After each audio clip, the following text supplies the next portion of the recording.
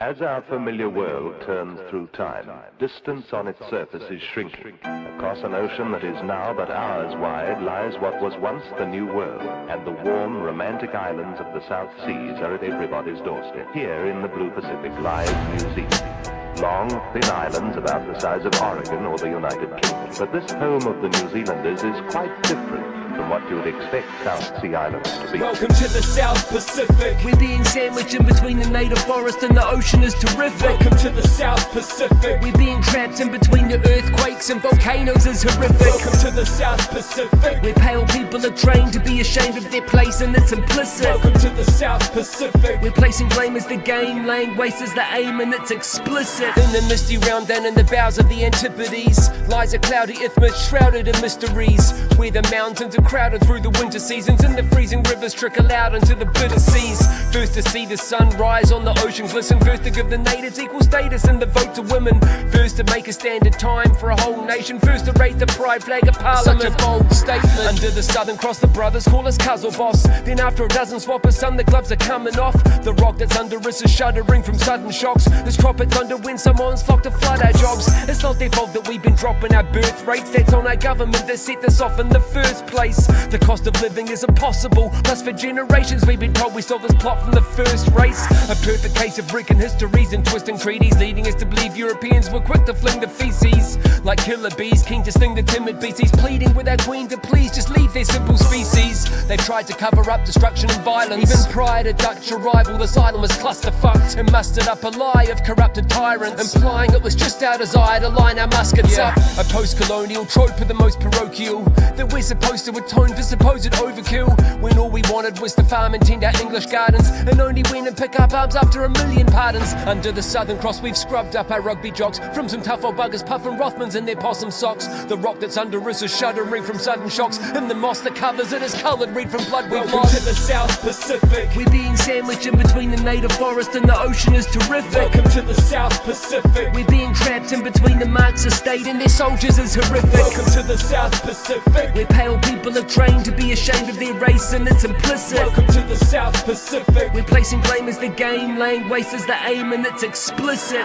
It's certain that a thirst for freedom is a Kiwi's purpose, eternally a beast of burden for the Secret Service, nervous that it's worthless sheep won't keep to where our leaders hurt us. These disturbed elites won't sleep until we eat weevil burgers, deterred from feeding from a freezer of home kill. We're phoning in for pizza and a liter of foam swill.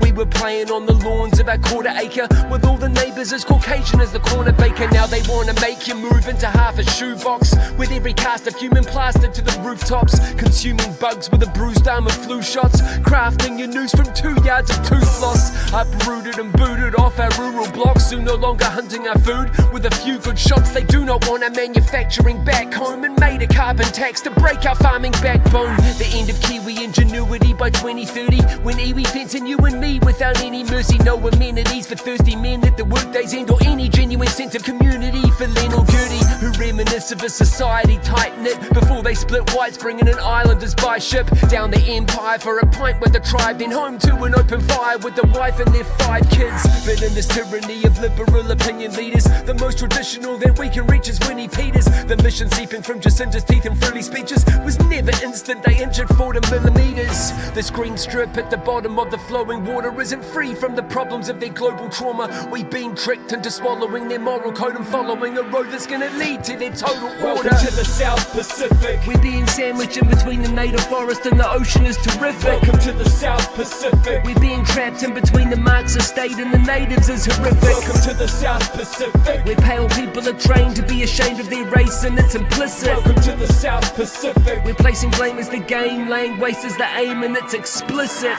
Your whole heritage is related to the land of your birth. They say this is where your forebears used to talk, and this is where they spilled blood, and this is where they raised dust. In this global Mardi Gras, bro and Brandon Pakeha, standing frozen on the sand in the closest land to Antarctica. Nah, it's not the cold snow that gives the chill in the air. Old gold is living down here, a bolt hold for billionaires. Yesteryear, Kiwis were better off with self-reliance. Now we're just a testing ground for FPOS and tech science. Foreign investors buying up our dairy giants, export off the best product to their clients. When I was young, I used to hike on the hill line in the summer months, living life in real time. Amongst the vines, climbing up the punga trunks and the plump pigeons spying from the silver pines. I wonder what it must have been like to flee the mother country and wash up on these shores where the thunder claps, where the cannibals inhabited impenetrable forest and the land was as savage as a bloody axe. Just a couple thousand buggers with busted guts, tuck their cuffs and cut the roughest of tussock tufts, rustling up a country from nothing but sticks of kindling in a fresh start from the blackening bricks of England, the old west of the South Seas, where there are deer bleeding out from the boughs of our stout trees, land of the long wee cloud and cow's cheese, where mealy-mouthed politicians should be powerless to crowd please,